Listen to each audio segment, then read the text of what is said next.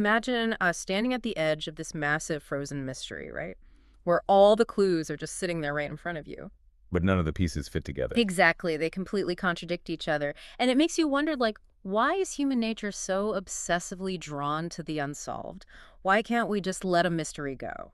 Well, I mean, it's a fundamental quirk of our psychology. We are basically these hyper-tuned, pattern-seeking machines. Right. So when we see an effect without a clear cause, it it honestly feels like a threat to our brains. We just refuse to leave a puzzle unfinished. If the real answer isn't there, we'll just manufacture a narrative to fill the void. Okay, so let's set the scene for anyone who doesn't know. January 1959, 9 highly experienced hikers, led by this guy, Igor Dyatlov, venture into the freezing Ural Mountains, and they never come back. So weeks later, a search party, which included local Mansi tribespeople and Soviet army personnel, they find their camp on what's called Dead Mountain.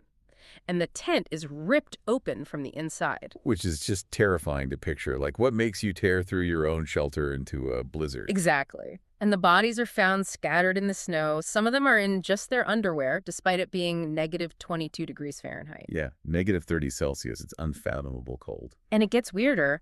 Some had these brutal, crushing internal injuries, right? Like chest fractures and skull damage, but absolutely no external bruising. No scrapes, no cuts. And one woman was actually missing her tongue. Plus, they found traces of radiation on some of their clothing. Right, and the Soviet authorities just closed the case by saying they died from an unknown compelling force. Which is such a wild phrase.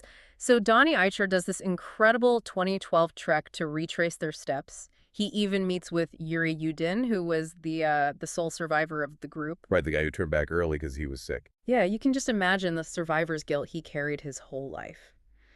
Eicher was really driven by his own youthful adventures to figure this out. But when Simia breaks it down logically in his book, the supernatural stuff just kind of vanishes, right? It really does. I mean, what's fascinating here is how science explains the truly bizarre details, like the clothing. Right. Why strip naked in a blizzard? It's called paradoxical undressing.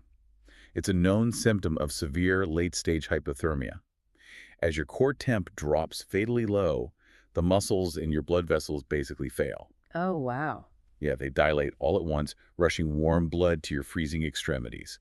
So your disoriented brain is tricked into thinking you're suddenly burning up. So you strip your clothes off while freezing to death. That's horrifying. Your own biology betrays you. But what about the massive crushing injuries with no external trauma? Avalanche, specifically a slab avalanche. Yeah. It's not fluffy powder.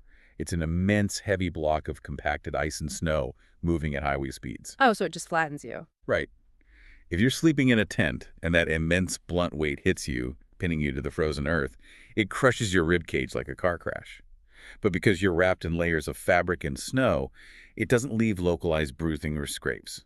Okay, I follow the logic there. But what about the missing tongue? That always gets brought up to sound like a demonic ritual or something. Basic scavenging. Animals in harsh environments go for soft, exposed tissue first.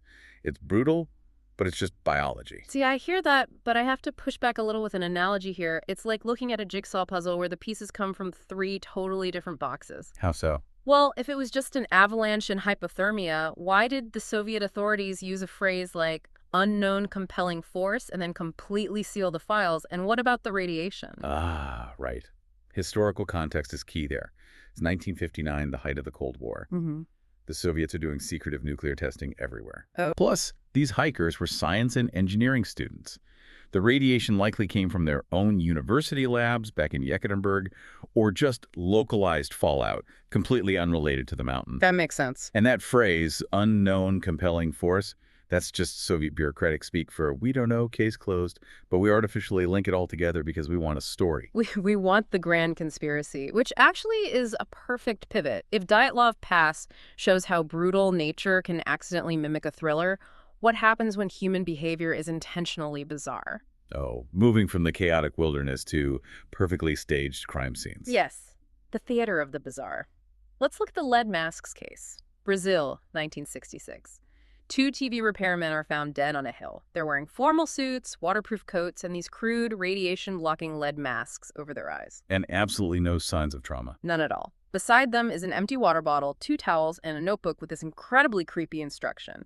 18.30 swallow capsules, after effect, protect metals, wait for mass signal. which immediately makes people think of UFO cults or secret experiments. Totally. And it reminds me of the Taman Shud case from Australia in 1948. A man is found dead on a beach, no trauma, but all the labels are meticulously cut out of his clothes. Someone went to a lot of trouble to erase his identity. Yeah. And in a secret sewn pocket, they find a scrap of paper reading Tamam Shud, which means finished in Persian.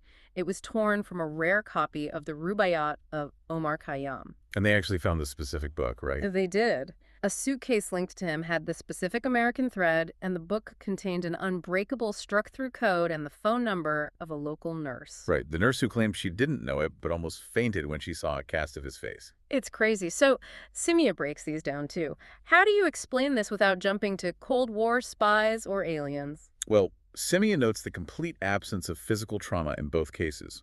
When you see that, the most statistically probable cause of death is poison. Which is way less glamorous than a spy assassination. Right. Exactly. The human mind rushes to extremes. But the truth might be grittier.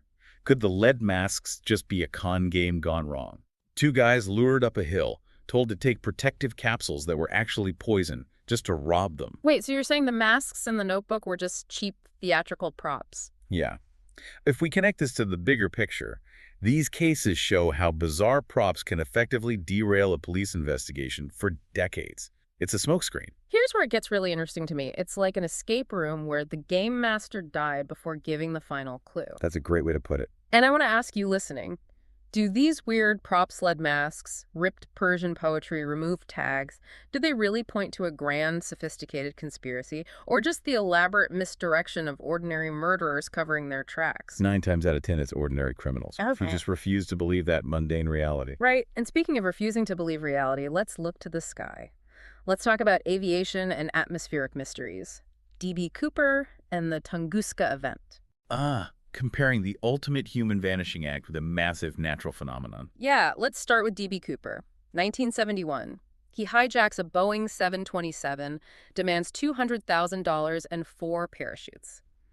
And he shows this expert knowledge of the plane. Right, he demanded 15-degree wing flaps, 120-mile-per-hour speed, and an unpressurized cabin. Which sounds brilliant, like a criminal mastermind. But then he makes these completely bizarre, foolish choices. He jumps out into freezing rain at night wearing a business suit and loafers. Not exactly survival gear. Not at all. And he picked an older civilian parachute with no steering toggles. But the wildest part, he cannibalized one of the reserve chutes to tie the money bag shut, but the one he tore apart was a dummy parachute. Wait, really? A dummy chute? Yes, it was a fake classroom prop with an X sewn on it to show it didn't work. A master paratrooper would have known that instantly. That completely changes the narrative. It does, and years later, $20,000 of the money just washes up on a riverbank. So compare that to Tunguska in Siberia in 1908. A massive blast flattens 800 square miles of trees. It actually registered as a 5.0 earthquake globally. Yeah, it was insanely powerful, but the twist is no impact crater was ever found. Right, which led to wild theories about death rays or alien crashes. But science eventually solved Tunguska. It was a massive meteoroid or comet weighing like 220 million pounds that exploded 5 miles above the Earth. An airburst. Exactly, which completely explains the lack of a crater. So this raises an important question, why do we easily accept scientific answers for natural events like Tunguska, but we absolutely refuse to let go of human myths like D.B. Cooper? Because Tunguska was basically just a cosmic hit and run, right? It's just a rock. But with D.B. Cooper, I really have to push back on the myth. If he was this mastermind who knew exactly how to configure a 727 in flight, how could he be foolish enough to jump into a freezing rainstorm with a broken dummy parachute? He probably wasn't a mastermind at all. Exactly. Doesn't that just strongly point to him plunging to a miserable death and not surviving the night? It does. But we like the Robin Hood story, the guy who beat the system. We curate the facts to protect the mythology. Which leads perfectly into our final section. We've covered death, bizarre crime scenes, and vanishing acts. But what about mysteries driven purely by human greed? The desire for treasure and the supernatural. Yeah. Where our own desires actually create the mystery from scratch. Let's look at the Oak Island Money Pit in Nova Scotia, discovered in 1795. People have been digging there for over 2 centuries. Right. Diggers claim they found logs every 10 feet down, And this stone tablet, allegedly reading 40 feet below 2 million pounds, are buried. People have literally died trying to excavate it. But Simya argues in the book that it's highly likely just a natural sinkhole. The geology of that area is famous for them. Sinkholes swallowing old trees over centuries, making it look like man-made platforms. Exactly. But people want the pirate treasure. It's the same with the Mitchell Hedges Skull of Doom. Oh, the crystal skull. Found in Belize, supposedly Mayan, magical, could cure cancer and quote-unquote will death upon people. Yeah, until the Smithsonian eventually put one under an electron microscope.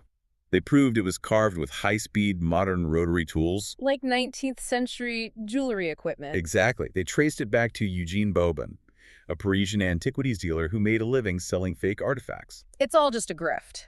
And then you have the Lost Dutchman's gold mine in Arizona. People still die looking for Jacob Waltz's legendary mine today. Like Adolf Ruth in 1931, who went searching and was found with 2 bullet holes in his skull and his map missing. It just shows the psychology of the hoax. We desperately want to believe Francis Bacon hid Shakespeare's proofs in a Canadian sinkhole. We want ancient Mayans to have magical skulls. It becomes a self-sustaining industry. Completely. The mystery is fueled by our own wishful thinking. So what does this all mean for you, the listener? I look at these treasure hunts like a mirage in the desert. The closer you get, the more it just disappears into sand. But I want to pose a thought to you. Even if the Oak Island pit is just a sinkhole, or the crystal skull is a modern fake, isn't the sheer craftsmanship and dedication of the hoax itself a fascinating human mystery? Oh, absolutely. The lengths people will go to in order to craft a compelling lie is incredible. It really is. So let's bring this whole journey full circle. From the terrifying frozen slopes of Dead Mountain and the cryptic Tamanshud code to the natural airburst of Tunguska and those clever Parisian fakes. We've really seen how mystery is often just this chaotic cocktail of harsh nature, human error, and elaborate fiction. And your ultimate takeaway here, in a world that is just overflowing with wild information and conspiracies, is critical thinking. The truth is so often hiding right behind our own assumptions.